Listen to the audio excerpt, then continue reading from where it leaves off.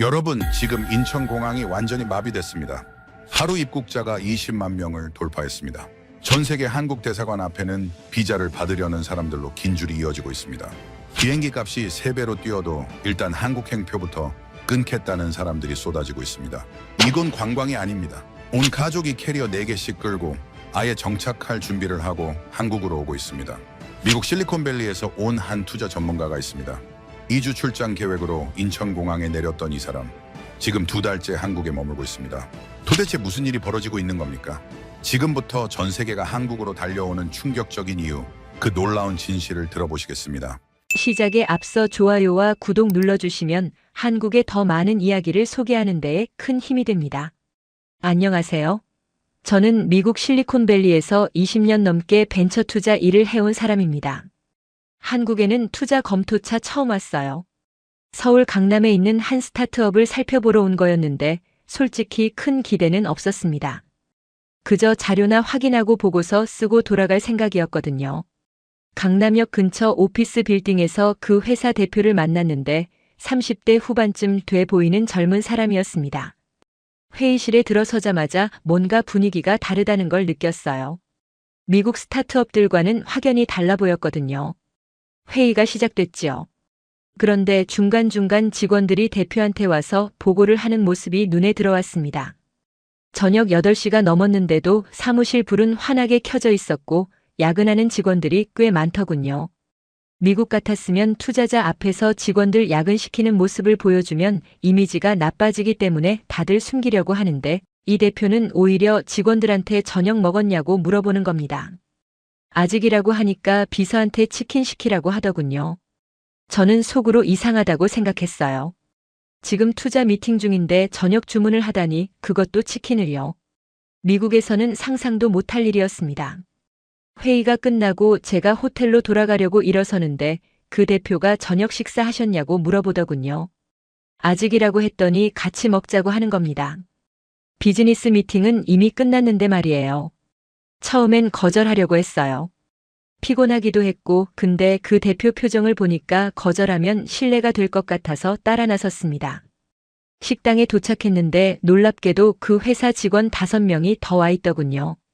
투자자인 저를 위해서 모인 게 아니라 그냥 평소에도 이렇게 같이 저녁 먹는다고 했어요. 테이블에 앉으니 고기가 나왔는데 제가 굽지 않았습니다. 옆에 앉은 직원이 계속 구워서 제 앞에 놓아주는 거예요. 저는 당황했지요. 미국에서는 각자 알아서 먹는데 누가 누구 음식을 챙겨주지 않거든요. 반찬도 마찬가지였습니다. 제 접시가 비면 누군가 채워줬고 물도 제가 마시려고 하면 먼저 따라주더군요. 제가 뭘 하려고 하면 누군가 먼저 해주는 겁니다. 그 대표가 편하게 드시라고 했는데 이게 편한 건지 불편한 건지 저는 잘 모르겠더군요. 너무 낯설었거든요. 식사 중에 직원들이 이야기를 나눴어요. 회사 얘기도 하고 사는 얘기도 하면서 저한테도 자꾸 물어봤습니다. 미국 생활은 어떤지, 가족은 있는지, 한국 음식은 입에 맞는지요. 저는 그제야 깨달았습니다. 이 사람들한테 저녁 식사는 단순히 배를 채우는 시간이 아니라 관계를 만드는 시간이었던 거예요. 미국에서는 분명해요. 비즈니스는 비즈니스고 사생활은 사생활이니까 선을 긋는 게 프로페셔널한 태도라고 배웠거든요. 근데 한국에서는 그 선이 없었습니다. 아니, 선을 일부러 지우는 것 같았어요. 함께 밥 먹으면서 그 사람이 어떤 사람인지 알아가는 거였지요. 식사가 끝나고 나왔는데 그 대표가 택시를 잡아주면서 호텔까지 잘 가라고 했습니다. 그리고 내일 시간 되면 또 같이 밥 먹자고 하더군요. 택시 안에서 생각했어요. 오늘 본 게 뭐였을까? 단순히 친절한 사람들이었을까 아니면 뭔가 다른 이유가 있었을까? 그날 밤 호텔방에서 노트북을 켰는데 오늘 본 것들을 정리하려고 했지만 쓸 수가 없더군요. 이걸 어떻게 설명해야 할지 몰랐거든요. 투자 보고서에는 숫자가 들어가야 합니다. 매출, 성장률, 시장 점유율 같은 것들이요. 근데 제가 오늘 본 건 숫자가 아니었어요. 저는 20년 넘게 이 일을 했고 수백 개 회사를 봤습니다. 성공하는 회사와 실패하는 회사를 구분하는 법도 알고 있었지요. 근데 한국에서 본 건 제가 아는 공식으로 설명되지 않았어요. 직원들이 야근하는데 치킨을 시켜주는 대표, 투자자한테 고기를 구워주는 직원들, 이게 회사 성과랑 무슨 관계가 있을까요? 미국식으로 생각하면 비효율적입니다. 시간 낭비고 돈 낭비예요. 근데 이상하게도 그 회사는 잘 되고 있었거든요. 매출도 좋았고 직원들 만족도도 높았습니다. 저는 그날 밤 처음으로 의심했어요. 제가 20년간 배워온 게 전부가 아닐 수도 있다는 걸요. 여기 한국에는 제가 모르는 다른 방식이 있을지도 모른다고 생각했습니다. 창밖을 봤더니 강남 거리에는 아직도 불이 환하게 켜져 있었어요. 어디선가 사람들이 함께 밥을 먹고 있겠지요. 서로를 챙기면서요. 그때는 몰랐습니다. 이게 시작일 뿐이라는 걸요. 앞으로 제가 보게 될 것들이 저를 완전히 바꿔놓을 거라는 걸 말입니다. 다음 날 저녁 시차 적응이 안 돼서 잠을 이룰 수가 없었습니다. 그래서 호텔 근처를 걷기 시작했지요. 새벽 2시쯤 됐을 때 편의점 앞을 지나가게 됐는데 한 외국인이 현금 자동 인출기 앞에서 한참을 헤매고 있더군요. 동남아시아에서 온 것처럼 보였는데 카드를 넣었다 뺐다 반복하면서 굉장히 답답해하는 표정이었어요. 저도 외국인이니까 그 심정을 충분히 이해할 수 있었지요. 낯선 나라에서 기계 사용법을 몰라 막막할 때 얼마나 속이 타는지 말입니다. 하지만 저는 그냥 지나쳤어요. 제 일이 아니었으니까요. 그때 한 남자가 다가갔습니다. 30 중반쯤 돼 보이는 사람이었는데 넥타이를 풀어 헤치고 있는 걸 보니 회식하고 돌아가는 중인 것 같았어요. 술 냄새도 났거든요. 미국 같았으면 술 취한 사람이 낯선 외국인한테 다가간다는 건 상상하기 어려운 일입니다. 대부분 피하지요. 귀찮기도 하고 자칫 오해받을 수도 있으니까요. 근데 그 남자는 자연스럽게 그 외국인 옆에 서더니 기계 화면을 가리키며 뭔가 설명하기 시작했습니다. 저는 조금 떨어진 곳에서 지켜봤어요. 호기심이 생겼거든요. 이 사람이 얼마나 도와줄까 싶었습니다. 그 남자는 자기 카드를 꺼내서 시범을 보여주기 시작했어요. 어떤 버튼을 누르고 어떤 순서로 해야 하는지 직접 해보이더군요. 한 번으로는 부족했는지 2번이나 반복했습니다. 외국인이 고개를 끄덕이며 이제 알겠다는 표정을 짓자 그제야 옆으로 비켜서서 직접 해보라고 하더군요. 외국인이 카드를 넣고 버튼을 눌렀는데 중간에 막혔나 봅니다.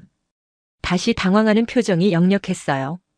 그러자 그 남자가 다시 다가가서 짜증내지 않고 오히려 미안하다는 듯이 다시 설명했습니다. 이번엔 더 천천히요. 제가 시계를 봤더니 벌써 5분이 지나 있었어요. 저였으면 진작에 포기했을 겁니다. 시간 아깝잖아요. 근데 그 남자는 계속 기다렸습니다.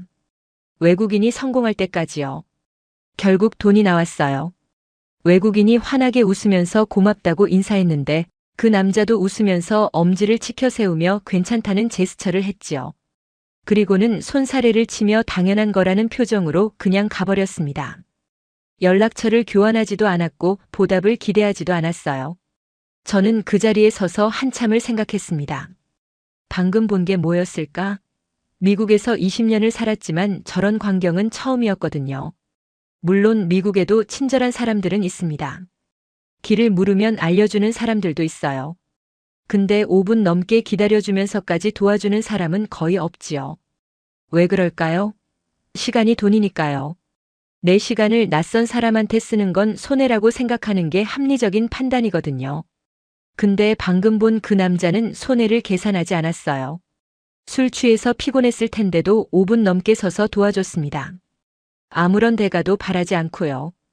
편의점으로 들어가서 커피를 하나 샀어요. 계산하면서 점원한테 물어봤습니다. 방금 밖에서 외국인 도와준 사람 아냐고요.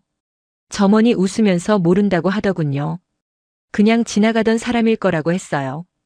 왜 지나가던 사람이 5분씩이나 시간을 썼을까요? 술 취했으면 빨리 집에 가고 싶었을 텐데요. 편의점을 나와 호텔로 걸어가면서 머릿속으로 계속 계산했습니다. 직업병이었지요. 그 남자가 쓴 시간, 그 시간의 가치, 얻은 것과 잃은 것을요. 결론은 명확했어요. 경제적으로 봤을 때 그 남자는 5분을 낭비한 겁니다. 아무것도 얻지 못했으니까요. 근데 제 계산이 틀렸다는 생각이 들었습니다. 그 남자 표정을 떠올려 보니까요. 외국인이 성공했을 때 함께 웃던 그 얼굴이 계속 머릿속에 남아 있었거든요. 그 남자는 손해라고 생각하지 않았어요. 오히려 당연한 일을 했다는 표정이었지요. 마치 숨 쉬는 것처럼 자연스러웠습니다. 저는 그날 밤 잠을 잘 수 없었어요. 계속 생각했거든요. 도대체 뭐가 이 사람들을 이렇게 만든 걸까? 교육일까요? 어릴 때부터 남을 도우라고 배웠을까요? 아니면 종교적인 이유일까? 정부에서 장려하는 캠페인 같은 게 있을까? 다음 날 한국인 지인한테 물어봤습니다. 왜 한국 사람들은 낯선 사람을 그렇게 잘 도와주냐고요. 그 지인이 고개를 갸웃하면서 그게 이상한 거냐고 되묻더군요. 도움이 필요한 사람 보면 돕는 게 당연한 거 아니냐고요. 저는 할 말이 없었습니다. 미국에서는 그게 당연하지 않거든요. 도와주는 건 선택이에요. 의무가 아닙니다. 근데 한국에서는 선택이 아니라 당연한 거였어요. 마치 약속처럼 모두가 그렇게 행동하고 있었지요. 저는 그제야 깨달았습니다. 제가 어제 본 건 한 사람의 친절이 아니었어요. 전체 사회의 문화였던 겁니다. 그리고 이 문화가 어디서 왔는지, 어떻게 만들어졌는지 궁금해지기 시작했습니다. 며칠 뒤였습니다. 투자 검토차 방문할 회사가 하나 더 있었는데 판교에 있는 기업이었어요. 그 회사 대표가 자기 아파트 근처에서 만나자고 해서 약속 시간보다 일찍 도착했지요. 그래서 아파트 단지를 걸어보기로 했습니다. 한국 사람들이 어떻게 사는지 보고 싶었거든요. 로비로 들어가서 엘리베이터를 기다리고 있었는데 할머니 한 분이 오셨어요. 손에 장바구니를 들고 계셨는데 꽤 무거워 보였습니다. 엘리베이터 문이 열렸어요. 저는 먼저 탔습니다. 미국에서는 그게 일반적이거든요. 먼저 온 사람이 먼저 타는 거지요. 근데 뒤에서 젊은 남자가 엘리베이터에 타지 않고 서 있더군요. 할머니를 기다리는 것 같았어요. 할머니가 천천히 들어오시자 그 남자가 문 열린 버튼을 눌렀습니다. 할머니가 완전히 들어올 때까지요. 저는 놀랐어요. 미국에서는 보기 힘든 광경이었거든요. 물론 가끔 친절한 사람들이 있긴 하지만 대부분은 그냥 문 닫힌 버튼을 누르지요. 할머니가 층수를 누르려고 하시는데 그 남자가 먼저 물었습니다. 몇 층 가시냐고요. 할머니가 12층이라고 하시자 남자가 대신 눌러드렸어요. 작은 일이었습니다. 5초도 안 걸렸어요. 근데 저한테는 큰 충격이었지요. 왜 저렇게까지 할까? 할머니가 직접 누르면 되는데 말입니다. 엘리베이터가 올라가는데 10층에서 또 사람이 탔어요. 젊은 여자였는데 그 여자도 똑같이 했습니다. 문 열린 버튼을 누르고 기다려줬어요. 저는 관찰했습니다. 이게 우연일까 아니면 규칙일까? 누가 시켜서 하는 걸까 아니면 자발적인 걸까? 답은 며칠 뒤에 알게 됐어요. 그날 오후 다른 아파트를 방문할 일이 있었습니다. 엘리베이터를 탔는데 이번엔 제가 일부러 관찰했어요. 총 6번 엘리베이터를 탔는데 6번 모두 똑같은 일이 벌어졌습니다. 누군가 짐을 들고 있으면 문 열린 버튼을 눌러줬어요. 노인이 타면 층수를 물어보고 대신 눌러줬습니다. 아이를 안고 있는 엄마가 타면 자리를 비켜줬지요. 제가 특히 놀란 건 한 장면이었습니다. 젊은 남자가 엘리베이터에 타려고 하는데 뒤에서 할아버지가 오시는 게 보였어요. 거리가 꽤 멀었습니다. 한 10m쯤 됐을까요? 근데 그 남자가 문 열린 버튼을 누르고 기다렸어요. 할아버지가 천천히 걸어오는 동안 말입니다. 미국이었다면 어땠을까요? 대부분 그냥 문을 닫았을 겁니다. 10m나 떨어져 있는데 기다려줄 이유가 없으니까요. 근데 그 남자는 30초 넘게 기다렸습니다. 할아버지가 도착할 때까지요. 할아버지가 고맙다고 하시자 그 남자가 웃으면서 당연한 거라고 했어요. 정말 당연하다는 표정이었습니다. 저는 그날 저녁 호텔로 돌아와서 계산했습니다. 하루에 엘리베이터를 몇 번이나 타는지 그때마다 이런 일이 벌어진다면 한 사람이 하루에 몇 번이나 다른 사람을 배려하는지요. 숫자가 나왔어요. 평균적으로 한 사람이 하루에 최소 3번은 엘리베이터를 탑니다. 그리고 매번 누군가를 배려하는 작은 행동을 하지요. 1년이면 1000번이 넘습니다. 10년이면 10,000번이에요. 10,000번을 반복하면 어떻게 될까요? 습관이 됩니다. 아니, 습관을 넘어서 본능이 되는 거예요. 생각하지 않아도 몸이 먼저 움직이게 되지요. 저는 이해했습니다. 왜 한국 사람들이 그렇게 자연스럽게 남을 배려하는지를요. 그게 특별한 게 아니라 매일 반복되는 일상이었던 겁니다. 다음 날 아침 호텔 엘리베이터를 탔어요. 짐을 들고 있었는데 한 한국인이 문 열림 버튼을 눌러줬습니다. 저는 고맙다고 했어요. 그 사람이 웃으면서 당연하다고 하더군요. 그 순간 깨달았습니다. 이게 한국이구나. 작은 배려가 당연한 나라, 10초의 기다림이 이상하지 않은 사회, 이런 사회에서 자란 사람들은 다를 수밖에 없겠다는 생각이 들었어요. 일주일쯤 지났을 때였습니다. 투자 검토차 방문할 의료 스타트업이 있었는데 그 회사가 한 대학병원과 협력하고 있었거든요. 그래서 병원을 직접 방문하게 됐어요. 오후 3시쯤 병원에 도착했습니다. 로비를 지나 엘리베이터를 탔는데 응급실이 있는 층에서 내리게 됐어요. 복도를 걷고 있었는데 앞에서 한 외국인이 헤매고 있더군요. 동남아시아에서 온 것처럼 보였는데 손에 서류를 들고 있었어요. 수속 절차를 몰라서 당황하는 표정이 역력했습니다. 영어로 된 안내문을 찾고 있는 것 같았어요. 그때 간호사 한 분이 지나가다가 그 외국인을 봤습니다. 쉬는 시간이었는지 하얀 가운을 벗고 있었어요. 근데 그냥 지나치지 않더군요. 다가가서 무엇을 도와드릴까요? 하고 물었습니다. 외국인이 영어로 설명하기 시작했어요. 진료를 받고 싶은데 어디로 가야 하는지 모르겠다고요. 간호사가 고개를 끄덕이면서 따라오라고 했습니다. 저는 호기심이 생겨서 조금 떨어진 곳에서 지켜봤어요. 그 간호사가 외국인을 접수 창구로 데려갔습니다. 그리고 직원한테 상황을 설명해 줬어요. 외국인이 서류를 작성하는 동안 옆에서 기다리면서 도와줬습니다. 10분쯤 지났을까요? 서류 작성이 끝났어요. 근데 간호사가 거기서 끝내지 않았습니다. 외국인을 진료실 앞까지 데려다 줬어요. 여기서 기다리면 된다고 설명하고 나서야 돌아갔습니다. 저는 놀랐어요. 쉬는 시간이었는데 10분 넘게 낯선 외국인을 도와준 겁니다. 업무도 아니었어요. 그냥 복도를 지나가다가 본 거였거든요. 미국 같았으면 어땠을까요? 친절한 간호사라면 접수 창구가 어디 있는지 정도는 알려줬을 겁니다. 근데 거기까지 데려다주고 서류 작성 도와주고 진료실까지 안내해주는 건 거의 없는 일이에요. 시간도 시간이지만 책임 문제가 있으니까요. 제가 만나기로 한 스타트업 대표가 도착했습니다. 같이 병원 시설을 둘러보면서 이야기를 나눴는데 제가 아까 본 장면에 대해 물어봤어요. 간호사들이 항상 저렇게 친절하냐고요. 대표가 웃으면서 대답했습니다. 병원 직원들한테는 기본이라고요. 환자든 보호자든 외국인이든 누구든 도움이 필요하면 돕는 게 당연하다고 생각한다더군요. 저는 고개를 갸웃했어요. 업무 시간도 아닌데 왜 그렇게까지 하냐고 물었습니다. 대표가 잠시 생각하더니 이렇게 말했어요. 병원이니까요. 사람이 아프거나 다쳐서 오는 곳인데 그럴 때 도움받지 못하면 얼마나 불안하겠냐고요. 그 말을 듣고 저는 뭔가 깨달았습니다. 한국 사람들한테는 시스템보다 사람이 먼저였어요. 규정보다 상황이 우선이었지요. 미국에서는 시스템이 먼저입니다. 규정에 따라 움직이는 게 맞는 거예요.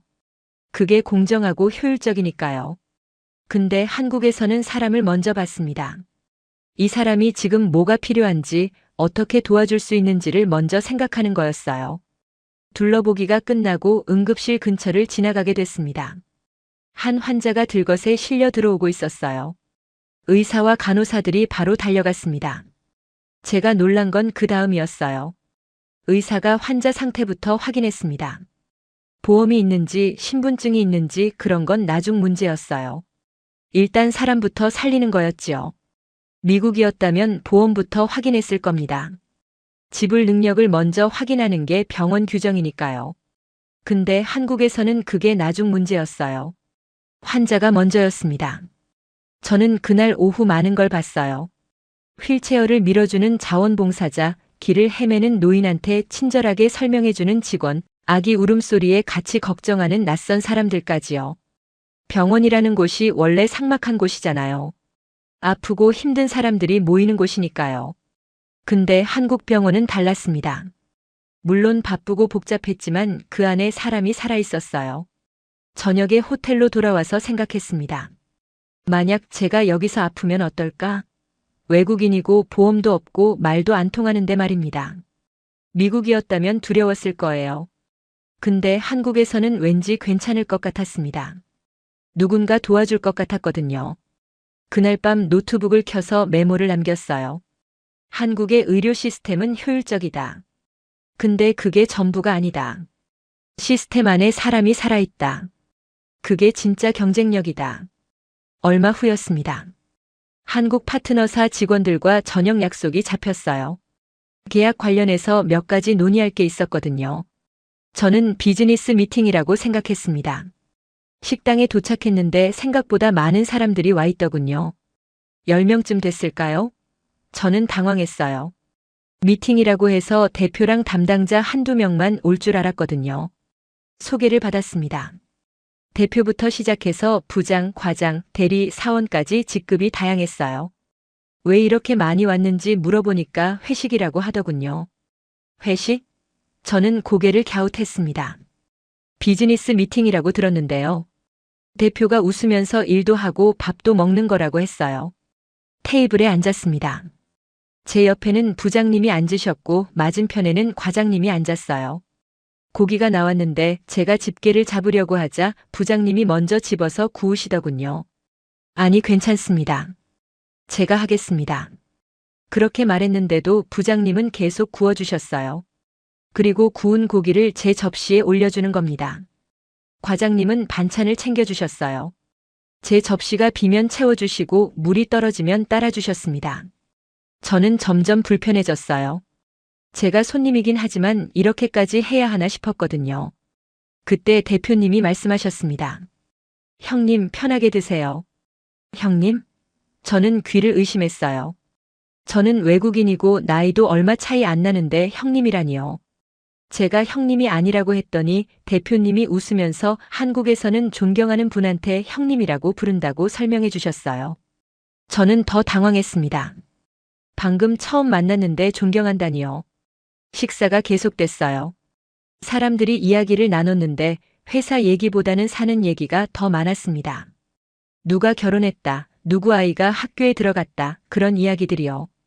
저도 자꾸 질문을 받았어요. 가족은 어떻게 되는지, 취미는 뭔지, 한국 음식 중에 뭘 제일 좋아하는지요. 비즈니스하고는 전혀 상관없는 질문들이었습니다. 1시간쯤 지났을까요? 그제야 일 얘기가 나왔어요. 근데 회의실에서 하는 것처럼 딱딱하지 않았습니다. 자연스럽게 이야기하면서 의견을 주고받았지요. 제가 어떤 제안을 했는데 과장님이 좋은 아이디어라고 했어요. 그러면서 그 아이디어를 어떻게 실행할지 바로 논의하기 시작했습니다. 회의록도 없고 프레젠테이션도 없는데 일이 진행되고 있었어요. 저는 신기했습니다. 미국에서는 비즈니스 미팅이 따로 있고 식사가 따로 있거든요. 섞지 않아요. 그게 프로페셔널한 태도라고 배웠습니다.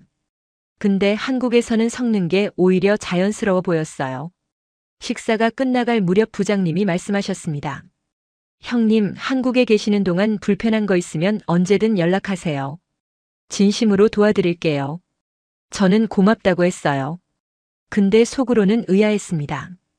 비즈니스 파트너인데 왜 이렇게까지 챙겨주는 걸까? 뭔가 바라는 게 있는 건 아닐까? 며칠 뒤 답을 알게 됐습니다. 주말에 갑자기 호텔 인터넷이 안 됐거든요. 급한 이메일을 보내야 했는데 당황하고 있었어요. 그때 부장님한테 연락했습니다. 혹시 근처에 카페 추천해 주실 수 있냐고요. 부장님이 전화를 주셨어요. 지금 어디 계시냐고 물어보시더니 30분 뒤에 호텔 로비로 오시는 겁니다. 직접 카페까지 데려다 주시면서 인터넷 연결도 도와주셨어요. 주말인데 말입니다. 저는 그제야 깨달았습니다. 회식 자리에서 나눴던 그 대화들, 고기 구워주고 반찬 챙겨주던 그 행동들이 립서비스가 아니었다는 걸요. 진짜였어요. 한국 사람들한테 비즈니스 파트너는 단순히 계약 관계가 아니었습니다. 사람 관계였어요. 함께 밥 먹고 이야기 나누면서 신뢰를 쌓는 거였지요. 그리고 그 신뢰는 계약서보다 강했습니다. 미국에서는 계약서가 전부예요. 법적 효력이 있는 문서니까요. 근데 한국에서는 관계가 먼저였습니다. 관계가 탄탄하면 계약서는 형식일 뿐이었어요. 저는 그날 밤 20년간 비즈니스를 해오면서 수많은 계약을 맺었지만 대부분 계약 기간이 끝나면 관계도 끝났어요. 근데 한국에서 만난 사람들은 달랐습니다. 계약이 끝나도 관계는 계속될 것 같았거든요. 얼마 후 일요일 오후였습니다. 할 일도 없고 해서 호텔 근처 카페에 갔어요. 커피를 시키고 창가 자리에 앉아서 노트북을 켰습니다. 1시간쯤 작업을 하고 있었는데 옆 테이블에 앉았던 외국인이 일어나서 나가더군요. 유럽 사람처럼 보였는데 급하게 전화를 받으면서 나가는 바람에 노트북을 테이블에 두고 간 겁니다. 저는 봤어요. 근데 제 일이 아니니까 그냥 넘어갔습니다. 카페 직원이 알아서 처리하겠지 싶었거든요. 5분쯤 지났을까요? 카페 사장님이 그 테이블로 가셨어요. 노트북을 보시더니 주위를 둘러보셨습니다. 그리고 조심스럽게 노트북을 카운터로 가져가셨지요. 저는 그때까지는 별로 신경 쓰지 않았어요. 분실물 보관하는 거겠거니 했습니다. 근데 사장님이 계속 문 쪽을 보시더군요. 그 외국인이 다시 올 거라고 기대하시는 것 같았어요. 10분이 지났습니다. 외국인은 오지 않았어요.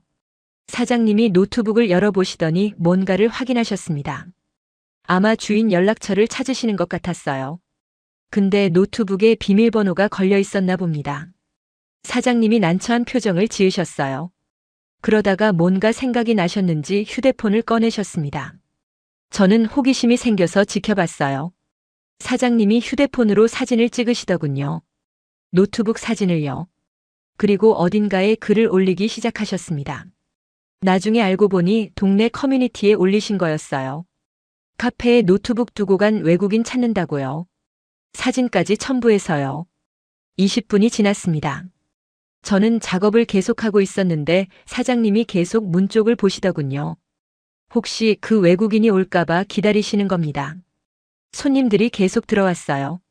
주문을 받으시고 커피를 만드시면서도 사장님은 계속 신경 쓰이는 표정이셨습니다.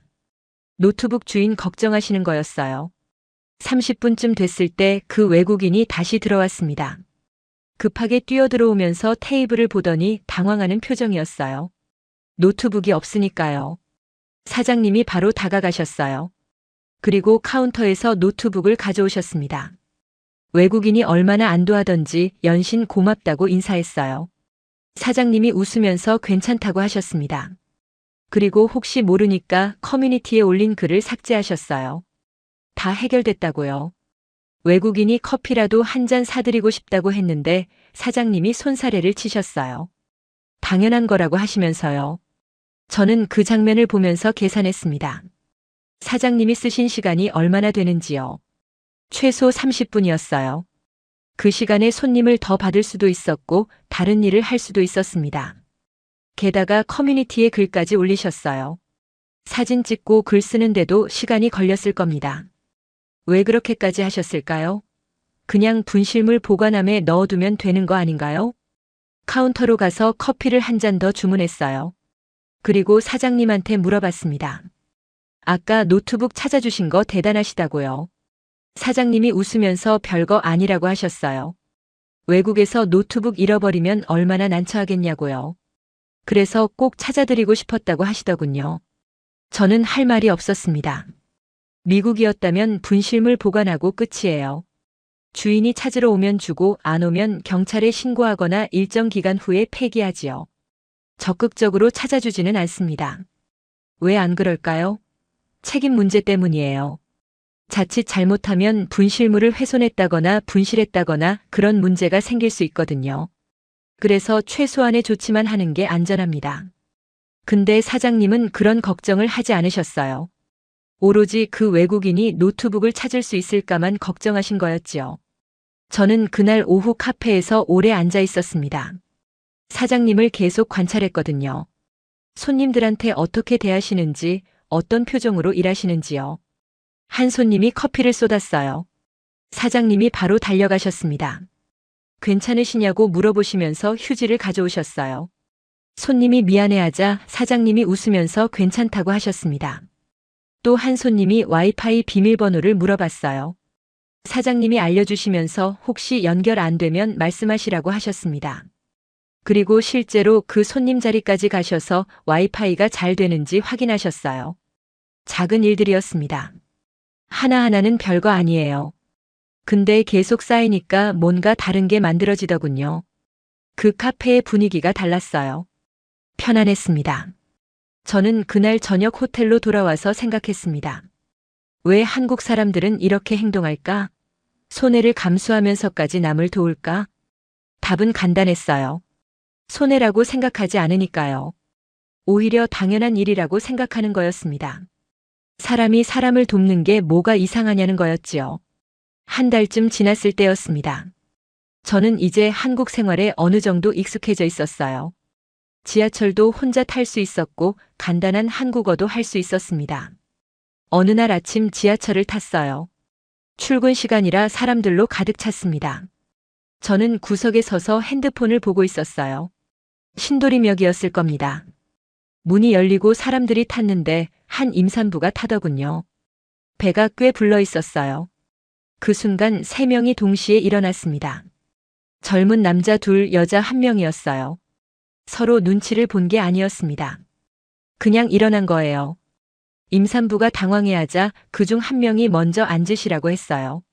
임산부가 고맙다고 인사하고 앉았습니다. 나머지 2명도 웃으면서 다시 자기 할 일을 했어요. 저는 그 장면을 보면서 시간을 쟀습니다.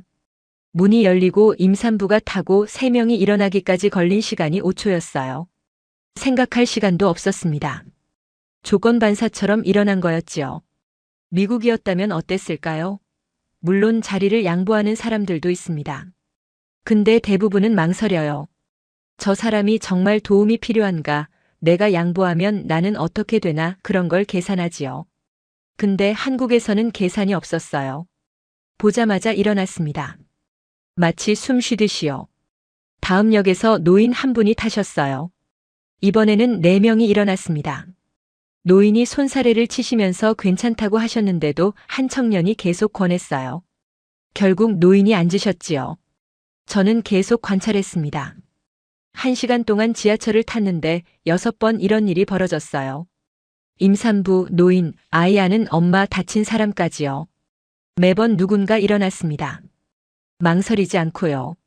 그리고 일어난 사람들은 특별한 표정을 짓지 않았어요.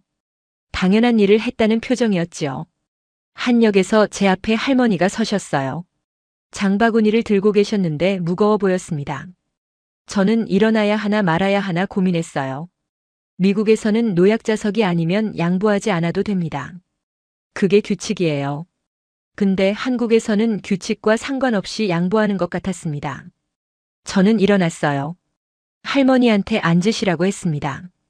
할머니가 깜짝 놀라시더니 괜찮다고 하셨어요. 근데 저는 괜찮다고 했습니다. 저는 곧 내리니까요. 할머니가 고맙다고 하시면서 앉으셨어요. 그리고 웃으셨습니다. 그 미소가 따뜻했어요. 저는 그 순간 뭔가 느꼈습니다. 기분이 좋아지는 거예요. 손해를 본 건데 말입니다. 30분을 서서 가야 하는데도요. 근데 이상하게 손해라는 생각이 들지 않았어요. 오히려 뿌듯했습니다. 할머니가 편하게 앉아 계시는 걸 보니까요. 그제야 이해했습니다. 왜 한국 사람들이 자리를 양보하는지요. 그게 손해가 아니라 이득이었던 겁니다.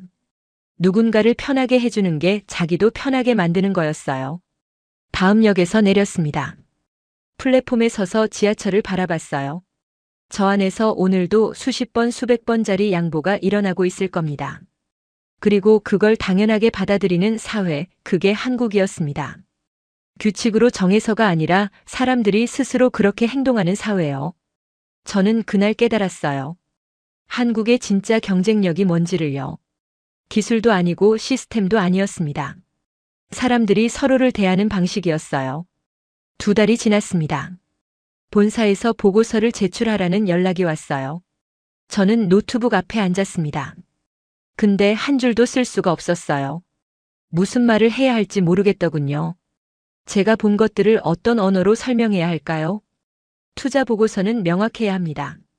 시장 규모, 성장 가능성, 경쟁 우위, 그런 것들을 숫자로 보여줘야 해요. 근데 제가 발견한 건 숫자 너머에 있었습니다. 저는 20년 넘게 전 세계를 다니며 투자처를 찾았어요. 실리콘밸리, 런던, 베를린, 싱가포르 수많은 도시를 봤습니다. 혁신적인 기술도 봤고 완벽한 시스템도 봤어요. 근데 한국에서 본 건 달랐습니다. 전쟁으로 폐허가 된 나라가 70년 만에 세계 10위권 경제 대국이 됐어요. 어떻게 가능했을까요? 기술, 자본, 천연자원. 한국에는 아무것도 없었습니다. 있었던 건 사람뿐이었어요. 그리고 그 사람들이 서로를 대하는 방식이었습니다. 편의점 앞에서 5분간 외국인을 도와준 남자, 그 남자는 특별한 사람이 아니었어요. 평범한 회사원이었습니다. 근데 그 평범한 사람이 낯선 외국인을 위해 시간을 썼어요. 왜일까요?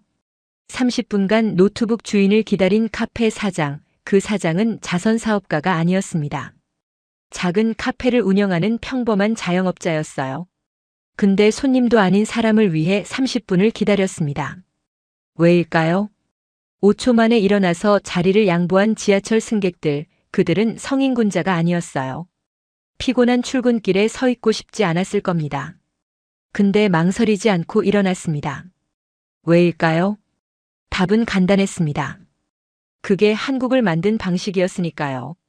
전쟁 후 아무것도 없었던 이 나라가 어떻게 일어섰을까요? 서로 돕는 수밖에 없었습니다. 내가 살려면 내가 살아야 했고, 내가 살려면 내가 살아야 했어요. 그게 생존이었습니다. 그리고 그 생존의 방식이 문화가 됐어요. 법으로 정한 게 아니었습니다. 누가 가르친 것도 아니었어요. 그냥 살아남기 위해 했던 일들이 당연한 일상이 된 겁니다. 저는 데이터를 다시 봤습니다. 한국의 경제 성장률, 기술 혁신 속도, 글로벌 기업 배출 현황, 이 모든 숫자들이 다시 보이기 시작했어요. 왜 한국 기업들은 빠를까요? 회식 자리에서 봤습니다. 고기 구워주고 반찬 챙겨주면서 신뢰를 쌓아요. 그 신뢰가 있으니까 회의실에서 몇 시간 논의할 필요가 없습니다. 전화 한 통이면 일이 진행되지요. 왜 한국 의료 시스템은 효율적일까요? 병원에서 봤습니다. 환자를 먼저 살피고 서류는 나중이에요. 사람이 우선이니까 치료가 빠릅니다. 빠르니까 더 많은 환자를 살릴 수 있어요. 왜 한국 사회는 안전할까요? 지하철에서 봤습니다. 노약자가 쓰러지면 10초 만에 누군가 달려가요. 시스템을 기다리지 않습니다. 사람이 먼저 움직이니까 골든타임을 놓치지 않지요. 이 모든 게 연결되어 있었습니다. 작은 배려가 쌓여서 신뢰가 되고, 신뢰가 쌓여서 속도가 되고, 속도가 쌓여서 경쟁력이 되는 거였어요. 실리콘밸리에는 천재들이 있습니다. 혁신적인 아이디어를 가진 사람들이요. 근데 그들은 혼자 일해요. 서로 경쟁하고 견제합니다. 그래서 느려요. 한국에는 천재가 많지 않을 수도 있습니다. 근데 함께 일해요. 서로 돕고 협력합니다. 그래서 빠릅니다.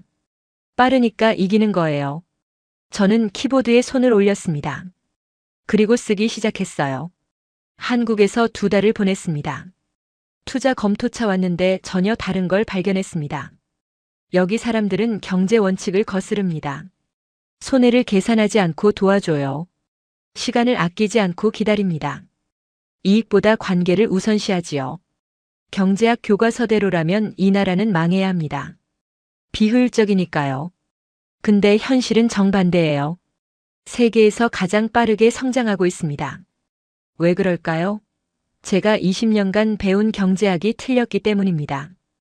효율만이 답이 아니었어요. 신뢰가 더 강력한 무기였습니다. 미국 기업들은 계약서가 두꺼워요. 서로 믿지 못하니까 모든 걸 문서로 남깁니다. 변호사가 검토하고 법무팀이 승인해야 일이 진행돼요. 한 달이 걸립니다. 한국 기업들은 계약서가 얇아요.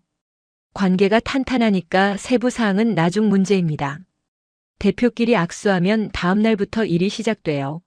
하루면 충분합니다. 30배 빠른 겁니다. 이게 경쟁력이에요. 병원도 마찬가지였습니다. 미국에서는 보험 확인에 30분 걸려요. 서류 작성하고 승인받고 그래야 치료가 시작됩니다. 한국에서는 환자가 도착하면 바로 치료해요. 서류는 나중이고요. 응급 환자가 왔을 때 30분은 생사를 가릅니다. 한국 의료 시스템이 효율적인 이유가 여기 있었어요. 사람이 먼저니까요. 지하철도 봤습니다. 노약자석에 젊은이가 앉으면 다들 눈치를 줘요. 법으로 정한 게 아닌데도 지켜집니다. 왜일까요? 사회적 압력이에요. 근데 폭력적인 압력이 아니라 배려의 압력입니다. 이게 무서운 겁니다. 법으로 강제하지 않아도 작동하는 시스템, 경찰이 없어도 질서가 유지되는 사회, 이게 가능한 나라가 몇 개나 될까요? 전 세계가 지금 한국을 봅니다. K-팝 때문이 아니에요. 드라마 때문도 아닙니다. 이 시스템 때문입니다. 사람을 먼저 생각하면서도 경쟁력을 잃지 않는 시스템 말이에요. 미국은 개인이 강합니다. 근데 사회는 약해요. 서로 믿지 못하니까 분열됩니다. 중국은 국가가 강합니다. 근데 개인은 약해요. 억압받으니까 창의성이 죽습니다. 한국은 개인도 강하고 공동체도 강해요. 어떻게 가능할까요? 개인의 성공이 공동체의 성공이고 공동체의 성공이 개인의 성공이니까요. 분리되지 않습니다. 회식 자리에서 봤어요. 대표가 직원 챙기는 건 시혜가 아니었습니다. 투자였어요. 그 직원이 잘 되면 회사가 잘 되니까요. 직원이 고기 구워주는 것도 아첨이 아니었습니다. 존중이었어요. 대표가 잘 되면 자기도 잘 되니까요. 이게 선순환입니다. 서로 돕는 게 손해가 아니라 이득이 되는 구조예요. 그래서 지속 가능한 겁니다. 저는 보고서를 다 쓰고 읽어봤습니다. 이상했어요. 제가 쓴 게 맞나 싶었습니다. 20년간 투자 보고서를 써왔는데 이런 보고서는 처음이었거든요. 본사로 보냈습니다. 다음 날 전화가 왔어요. 본부장이었습니다. 이게 뭐냐고 물었어요. 투자 보고서가 아니라 찬양문 같다고요. 저는 대답했습니다. 제가 본 게 그래서 그렇다고요. 한국은 투자할 만한 시장이 아니라 배워야 할 모델이라고 했습니다. 본부장이 한참 말이 없더니 물었어요. 언제 돌아오냐고요. 저는 잠시 망설였습니다. 그리고 대답했어요. 돌아가지 않을 것 같다고요. 여기 지사를 차릴 생각이라고요. 아니, 어쩌면 아예 이민을 올지도 모르겠다고 했습니다. 본부장이 미쳤냐고 했어요. 저는 웃으며 대답했습니다. 네, 미쳤습니다. 근데 이게 정상이에요. 비정상적인 건 20년간 제가 살아온 방식이었습니다. 효율만 따지고 이익만 계산하는 삶, 사람보다 숫자를 우선하는 세계, 그게 비정상이었어요. 한국에 와서야 깨달았습니다. 전화를 끊었습니다. 창밖을 봤어요. 출근하는 사람들이 보였습니다. 저 사람들은 모릅니다. 자기들이 얼마나 특별한 사회에서 살고 있는지요. 전쟁의 폐허에서 일어선 나라 아무것도 없었지만 서로 돕는 것만으로 세계 10위. 경제 대국이 된 나라, 사람을 포기하지 않는 게 국가 경쟁력이 된 나라. 이게 한국이었습니다. 그리고 지금 전 세계가 이 나라로 오고 있어요. 관광이 아니었습니다. 배우러 오는 거예요. 어떻게 하면 효율적이면서도 따뜻할 수 있는지, 빠르면서도 사람을 잃지 않을 수 있는지를요. 인천공항에 하루 20만 명이 들어옵니다. 그들은 한국의 기술을 보러 오는 게 아니에요. 한국인을 보러 옵니다. 손해를 계산하지 않고 도와주는 사람들, 당연한 일을 당연하게 하는 사람들을요. 그리고 그들은 깨닫습니다. 이게 미래라는 걸요. 경쟁만 하는 사회는 언젠가 무너집니다. 협력하는 사회만 살아남아요. 한국이 증명했습니다. 70년 만에요. 저는 노트북을 닫았습니다. 그리고 밖으로 나갔어요. 이제 관찰자가 아니었습니다. 참여자가 되고 싶었거든요. 이 위대한 실험의 일부로요. 거리에는 사람들이 걷고 있었습니다. 누군가는 오늘 낯선 사람을 도울 거예요. 누군가는 자리를 양보할 겁니다. 누군가는 기다려줄 거고요. 그리고 그 작은 행동들이 모여서 내일의 한국을 만들 겁니다. 더 빠르고 더 강하고 더 따뜻한 나라로요. 저도 그 일부가 되고 싶었습니다. 숫자로 세상을 보던 투자자가 아니라 사람으로 세상을 사는 한국인으로요. 오늘 사연은 여기까지입니다. 전 세계가 한국으로 몰려드는 충격적인 이유를 발견한 투자자 스토리 어떠셨나요? 사연의 주인공에게 응원의 댓글을 남겨주세요. 지금까지 감동정거장에서 사연 전해드렸습니다. 사연이 마음에 드셨다면 좋아요와 구독 부탁드립니다. 시청해주셔서 감사합니다.